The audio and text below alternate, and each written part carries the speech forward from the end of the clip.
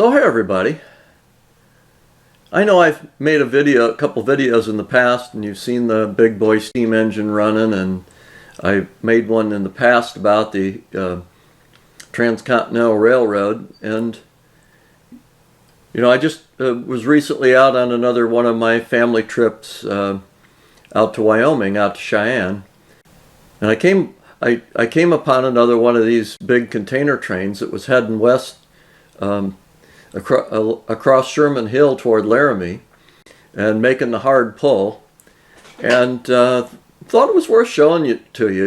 As people sometimes will go, well, heck, it's just another train. There's lots of trains.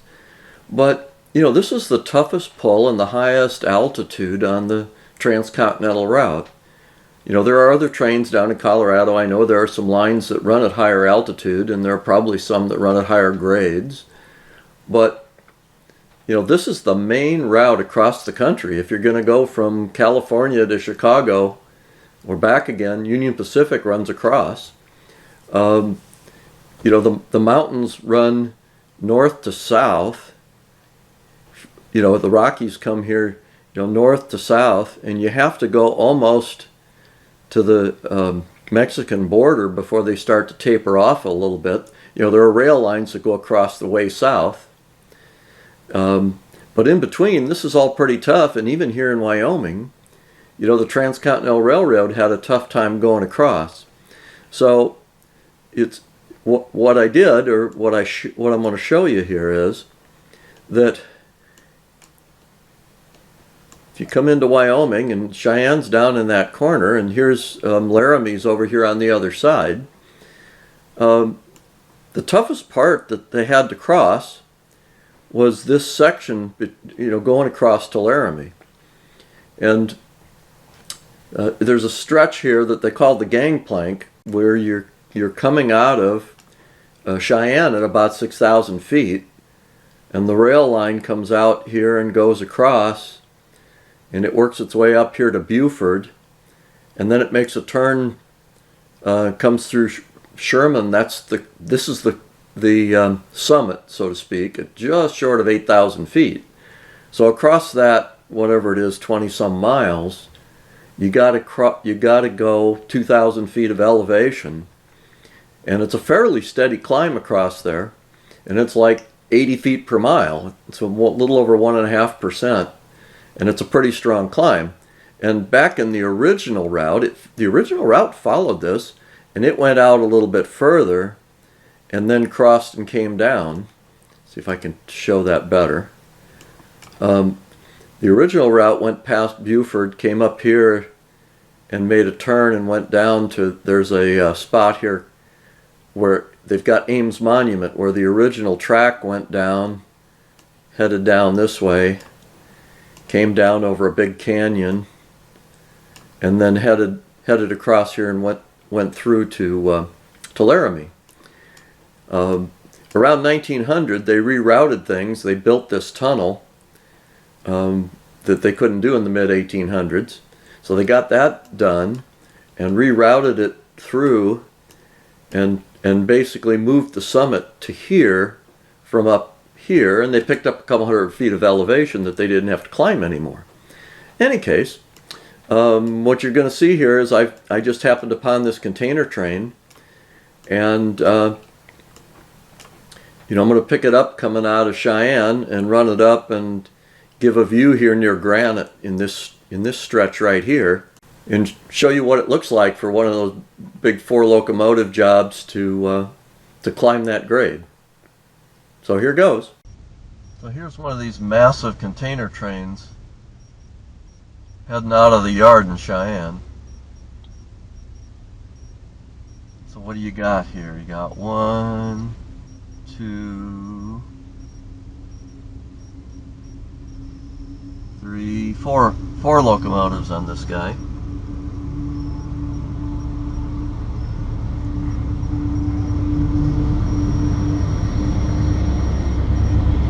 Just at the front.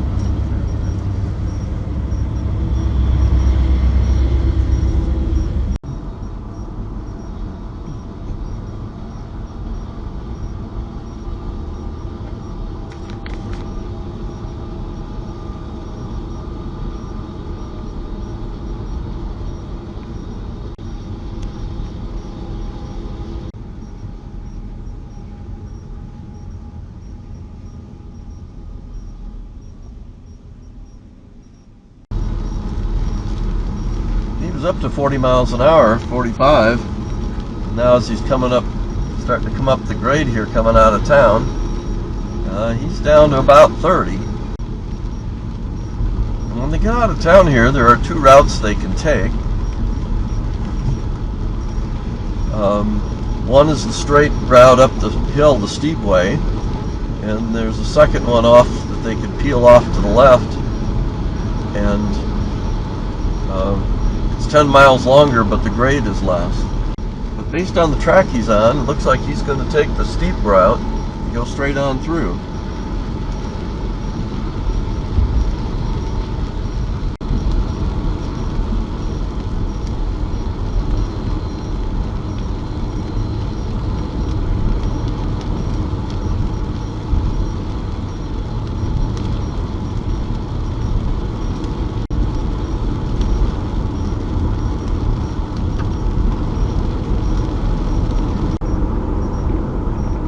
As we go through here, coming out of Cheyenne, it's a pretty steady, the grade on the railroad is pretty doggone steady and just keeps on, relentlessly climbing. The road can go up and down because cars can follow that, but the railroad needs as even a grade as they can make. And back in the Transcontinental Railroad, when they were laying that out, that was their goal out here.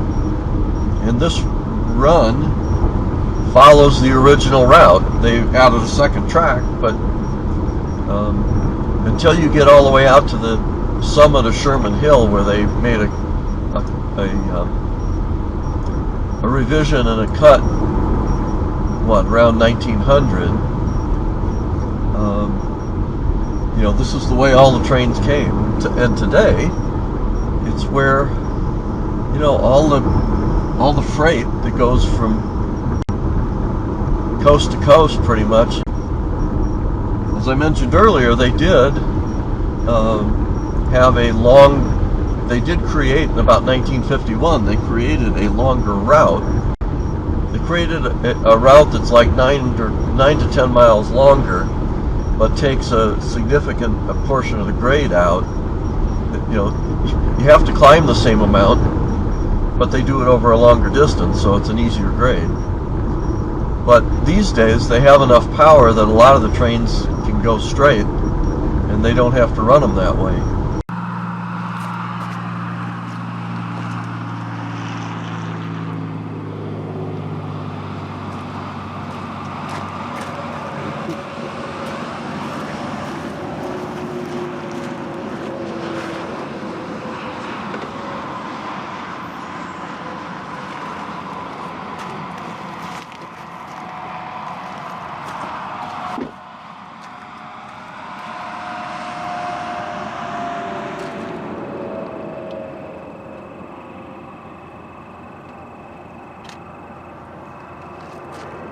So we're kind of at about the steepest part of the climb.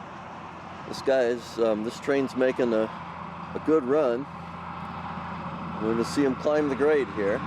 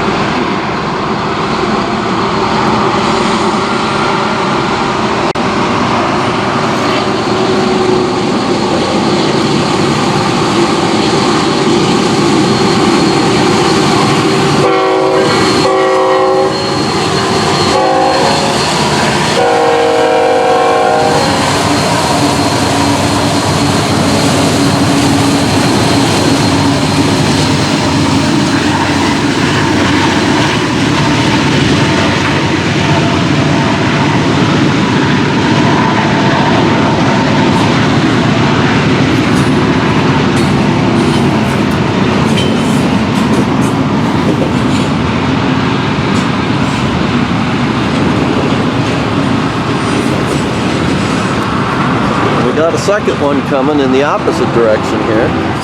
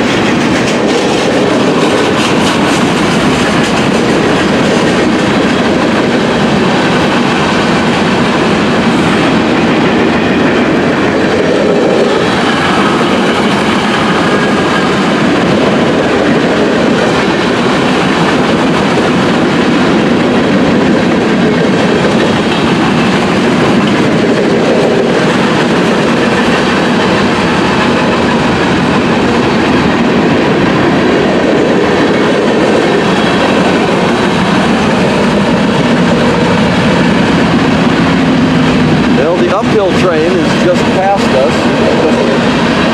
Got to the end.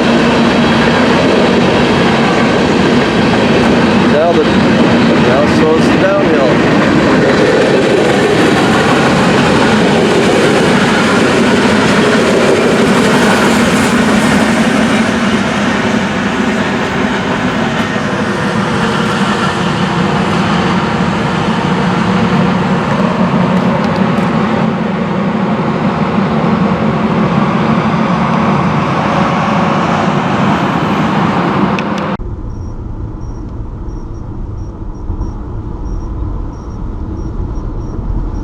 There we're starting to catch up with the uphill bound train. It's only made it a short distance.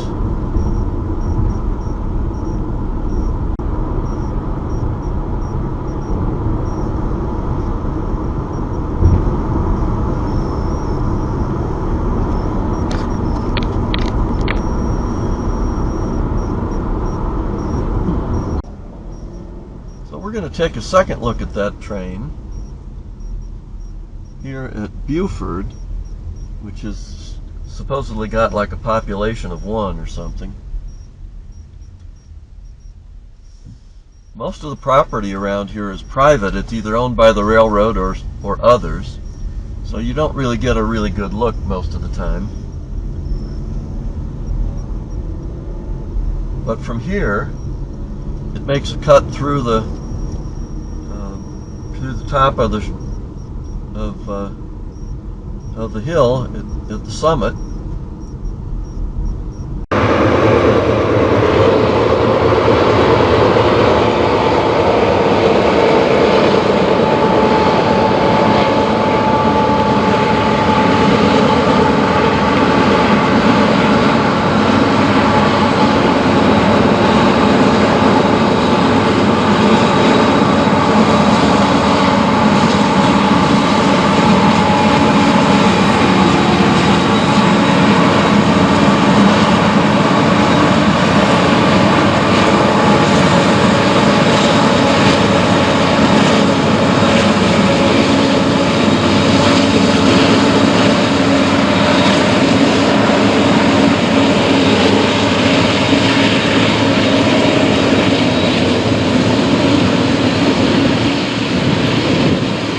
Once they get down around the turn in the distance there, they'll be crossing the summit and it'll all be downhill into Laramie.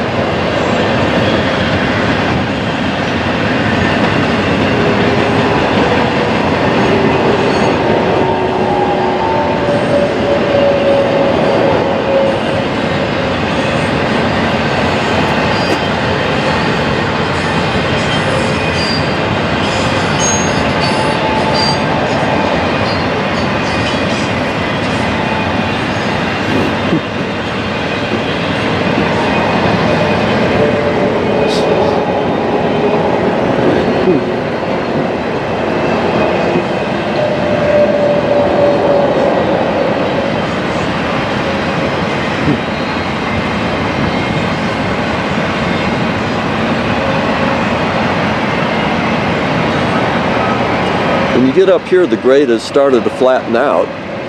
The last place I was at, down there by Sherman Road, was, I think, the steepest part of the climb. They're moving a little faster, it looks like, out here now.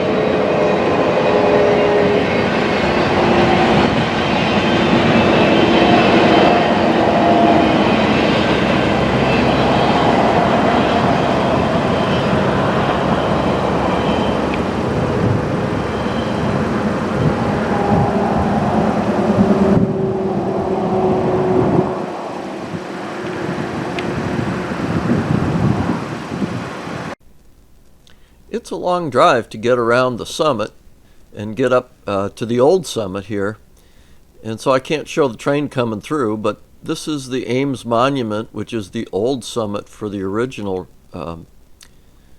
Transcontinental Railway, and the railroad used to run in the foreground at the bottom of that grade. It went across from left to right or right to left, depending on your point of view. But you're a couple hundred feet higher than the current summit. And you have to go down Monument Road in this direction downhill to see it. And it's a pretty drive to go down there. You can see you're heading down, this is down to the south toward Colorado. It's pretty scenic. Then once you get down a ways, you can see the actual summit. You see the ridge line in the back behind that house. And to the left, there's a little cut in the summit and a little cut in the ridge, and that's where the summit for the railroad is. It comes on through there, and unfortunately, all the roads to get up there are private, and I didn't have any permission to do that. And I would say Wyoming is very sensitive about property rights, so I didn't try that. You got to see it with a long lens, but that's the crest of the summit for the railway all the way across the country. That's the top. Like it's 7,900 feet and thereabouts. And then it descends down, and you can kind of see in the middle of the picture going across is the rail line after it comes down from the summit, and it's heading on its way down to Dale Creek, which is something I actually posted before in a previous video. I've been down there. And the Ames Monument I've also gotten closer pictures of in a previous video. Follow the tracks all the way back down to Cheyenne.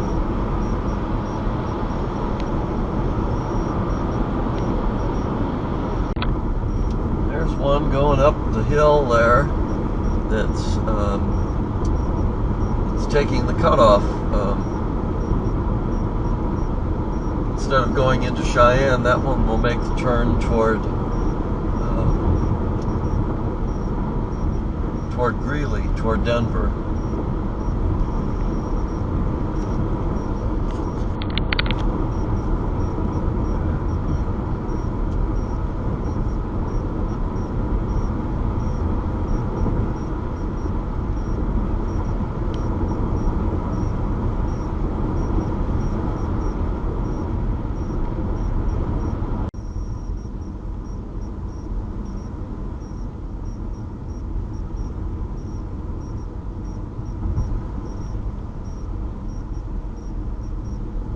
That's probably the one that was going downhill while we were headed the other way.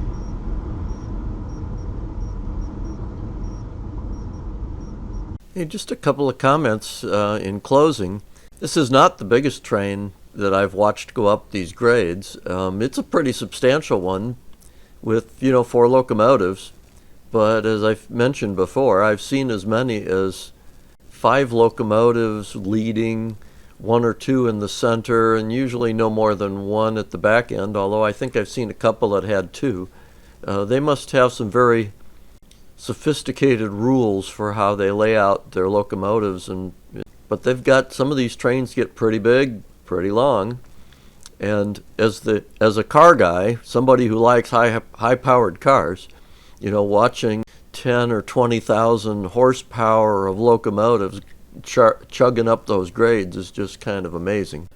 On a personal level, if you watch what's on these trains, these containers and fresh fruit and vegetable cars, and some of them, you'll notice on this one there were UPS trailers for truck trailers, and so you order something out on the coast and UPS puts it in a trailer and sends it across, or you order it and it comes out of some place in the Midwest and heads for California. These trains are pretty mighty important, but somehow that's all for now.